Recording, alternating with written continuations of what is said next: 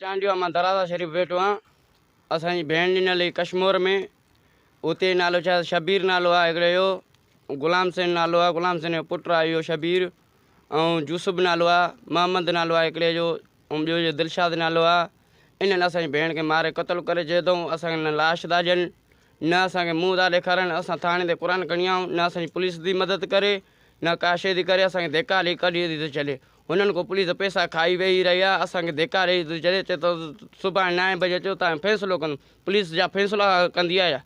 हेॾा चङा मठा अमीर जेके हुया उन्हनि फ़ैसिलो कयो क़ुर ते, उन्हनि खे छॾे वरी इन्हनि जे फ़ैसिलनि ते लॻो। अॻे असांजी क़ुर ते ॾिनी आहे छोकिरी, असांजी मारे छॾी अथऊं।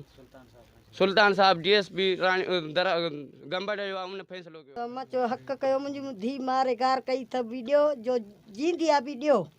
उन्हनि रिपोर्ट बि न लिखी आहे असांजी। मां क़ुर 2 खणी वियमि, मुंहिंजी अदालत कयो।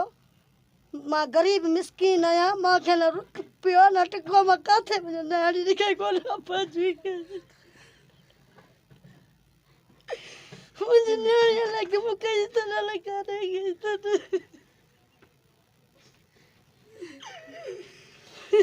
मां क़ुर खणी असां ग़रीब माण्हू काॾे वञूं, न पैसो न पाऊं।